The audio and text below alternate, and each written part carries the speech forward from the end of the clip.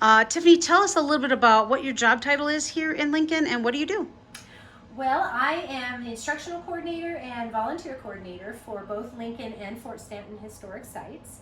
And so, just to make it easier for people, I usually tell them I'm the education girl. So, I handle school tours and I do outreach to the local school kids and do regular bus tours and just anything that's educational related when we have special events.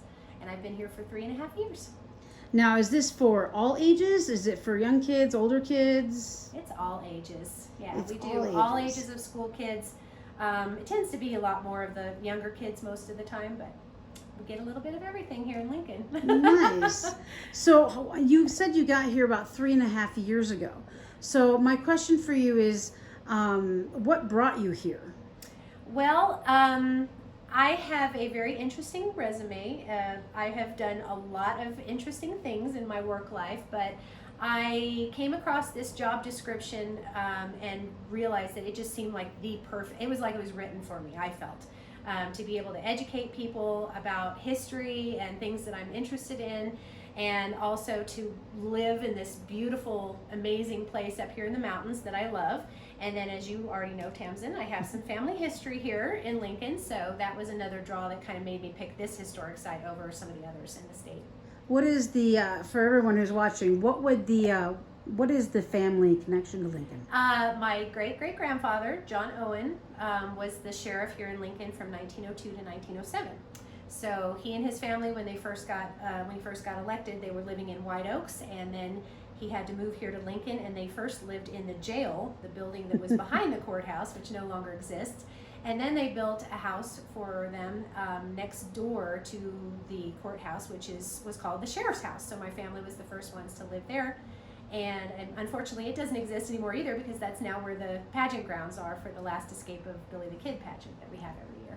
Yeah, it's a really fun. If you guys can, if you've never been out here, once a year, and I believe it's the first weekend of August, is it's the old Lincoln Days, and they have the pageant, and it was written ages ago, and it's a good amount of fun. And so I wanted to know. I see behind you, you have obviously a lot of really fantastic art here. Thank you. I'm going to zoom in on some of these pieces. This is a more recent one she did it's Rick Garcia, isn't it? Yeah, that's Rick. He's one of our volunteers. Yep. And she's done all kinds of pieces. It looks like most of your medium here is in brown and white. Can you tell me why are you using this particular this color palette? Yeah, actually, the white that you see coming through is a textured canvas that I do a special mixture of gesso and sheetrock plaster to make the texturing on the canvas. And then, so wherever you're seeing the light areas come through, that's what you're seeing. And then I use two colors to create the kind of sepia. And this is an old technique that was required of the old masters. Before they were allowed to learn how to paint in color. It's called oil rub out. And the idea was supposed to be to teach art students to focus on values, which means your lights and your darks, your varying lights and darks, rather than being too focused on color. And so when you're only using one color, basically, then that's your entire focus is looking at the light. So I personally came across this technique in Taos.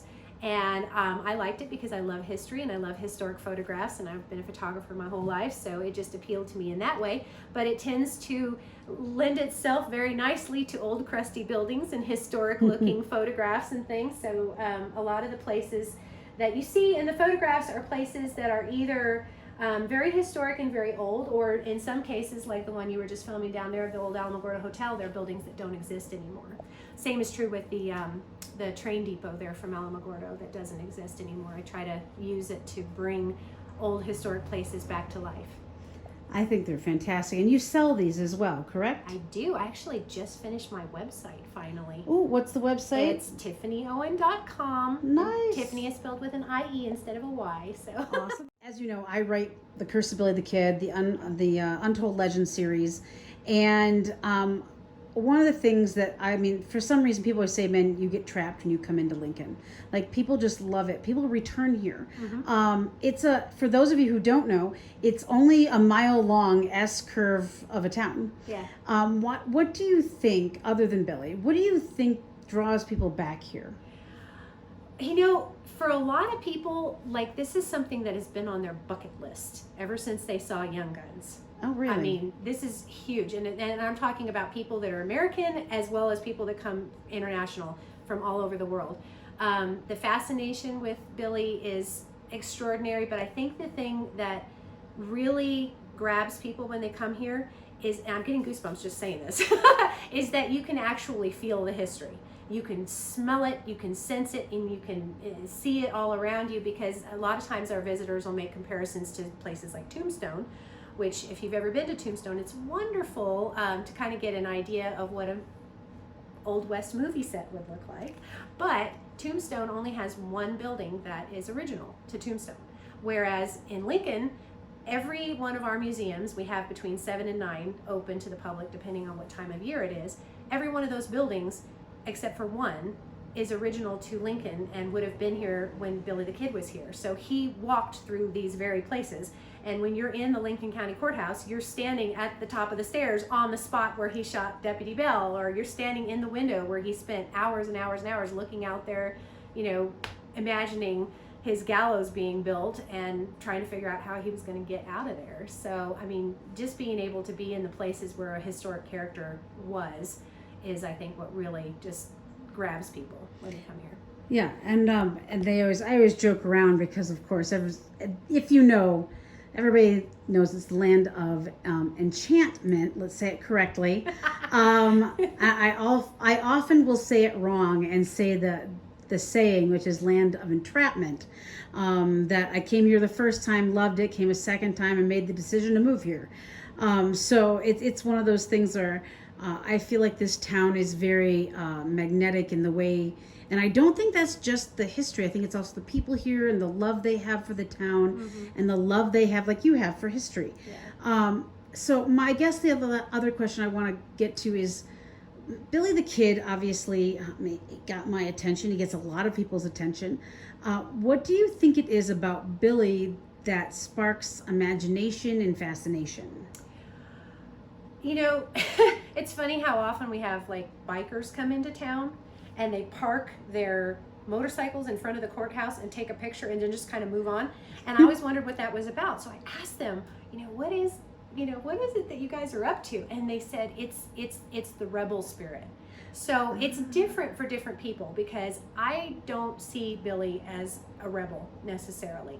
And I think probably for the most part, I have visitors come in frequently who'll say, why are you guys idolizing this juvenile delinquent psychopath? They actually think that he was like a psycho or a serial killer. Right. And of course, that's where we come in to kind of enlighten them to the actual history and explain who Billy actually was.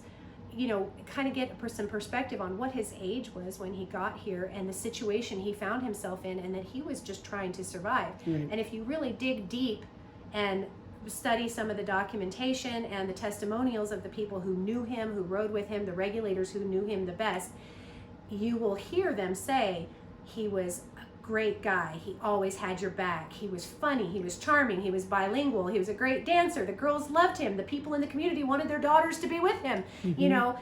This is not the kind of person that the people of the time thought was a serial killer. So right. I think it's just it's an onion. This whole story is an onion that can be peeled so many different ways that it's never boring to talk about it, because you're always going to have somebody coming at it from a different angle. Right. I think that the legend is also leans into and lends a hand in that. Mm-hmm. The fact that people always say to me, so, do you think he was killed? Was there really a gun in the outhouse? Yeah, and they're like, was he really killed by Pat Garrett, or was that someone else? Mm-hmm. And I always have to be like, well, there's really no evidence either way. Like, and there are people that believe one way or the other. I've heard all these different things that people believe could have happened.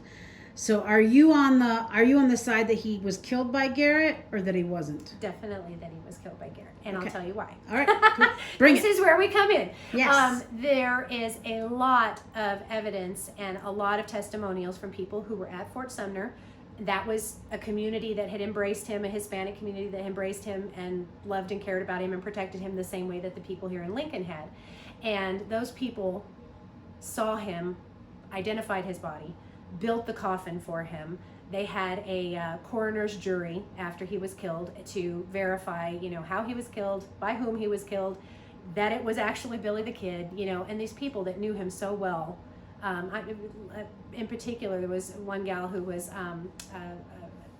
an adopted member of the Maxwell family who beat on Pat Garrett's chest and was so furious at him that on that day because he had killed someone that she cared about, and she continued to go to his grave every summer for years and years and years for the rest of her life to leave flowers on his grave. So that, I don't think that that would have been happening, and that you would have had this many people testify that he had been killed and they watched him be buried, you know, good, honest people, unless they really saw that. And, you know, it's sad that it all happened that way, but we definitely lean that way for the most part, historically. Yeah. Historically speaking, yeah. Yeah. And I think that honestly, the fact that there's people that are like, but there's still that little, it can be 5% chance, and all that, and that lends to the idea of, I mean, of course, it opens up the option for me in my books, because in my story, he's still alive in 1949, and he has not aged, and so. Yeah, because I write fantasy. There's magic. Get used to it, people. That's okay. You know, that's what makes it interesting for people. You know, of course, we just have to stick to. You guys have to stick to it. That's the beauty of being a fiction author. I don't have to. There's wonderful little parts of it, though, that we don't know, like the whole thing. What happened at the top of the stairs? We will never know. Right. You know. I wrote that scene about 2 or 3 weeks ago, and I had to really work on what I wanted from that scene. And no, I'm not going to tell anybody on this video what I did. But I had to do that one. So it's, and I know that 5%, that little opening is what gives me a chance to play with it. And there are other people that have written Billy fiction. In fact, Billy fiction was a big deal back at, like, before I was born, if I'm not mistaken. Well, yeah. You know what I was really fascinated to find out, because we've grown up, of course, always knowing who Billy the Kid was, that he had been, shortly after, within a decade maybe, of Pat Garrett's death, Billy the Kid was completely forgotten. He was just someone, you know, that had died. And he was completely forgotten until Walter Noble Burns wrote a book. And that was what triggered the revival of Billy the Kid. Interesting. And he became a pop culture icon and has never died since. Yeah, he's been the reluctant hero, was right? How close it came to, I mean, and we owe here in Lincoln our entire existence to Billy the Kid. There would be no reason to preserve this town and to have preserved all these old adobe buildings and to have a historic site here that contributes so much to New Mexico's economy. I mean, there's so many ways that this is a very important place. But if it had not been for Billy the Kid and the Lincoln County War, it would just be another little bump in the road with a bunch of old crusty adobe buildings falling down, and probably wouldn't even exist anymore. Yeah, probably wouldn't. This would just be they would have turned this into a highway, and this would be just a thorough that the trucks came through. So that's why we idolize that serial killer. right. And he only killed, and he didn't. I always love when they're like 21 kills in 21 years. I'm like, and every time I hear it, I'm just like, no, that's really wrong. Yeah. I'm like, it's you have to be a very delicate person to work here, because you're going to get people, especially people who come from Hyco, Texas, when they walk in, because you know that was where Brushy Bill lived. Yep. And people in Hyco have their economy focus on their narrative, which is fine. When they come in, I just hand them a map and say, "Have a good time." Yep. You are not going to change their mind. You're not gonna change their mind, and that's fine. Yeah, and it's like the bikers. Yep. You're like, here you go. I play on the idea that he's the reluctant hero. In fact, someone calls him a hero in the first book, and he laughs at them. He's like, yeah, no, that's Brewer, not me. I'm not that person. And yet he is in my series, because he was a good man. He was actually trilingual. He also spoke Gaelic because of his mother. Okay. It's not widely known. It's in a book of someone who knew him. Yeah. I don't think he was super fluent, but he could speak it. So it's, and I'd actually made that decision in my book before I knew that. I just decided I was going to add that in there. I was like, he's bilingual. We know that already. We're going to add this in. And then I came across this thing, and I messaged Drew Gomber. I'm like, what? Wait, what? He's like, yeah, there's this book. And I was like, let me go get that book. So I was like, I was going to do it anyway, but that's interesting. Yeah. So that's where we go when we have questions. We go to Drew. We go to Drew Gomber, yes. And if folks listen to this, I'm sure everyone knows who he is. He is our primary historian here in Lincoln. So anyway, I just wanted to thank you so much for taking the time to speak to us. Everybody go to Tiffanie Owen's website. Please make sure to check out all of her stuff. We think this is one of my favorite pieces here. I plan to actually buy a copy of it today. So everybody, thank you so much for tuning in with us. Take care.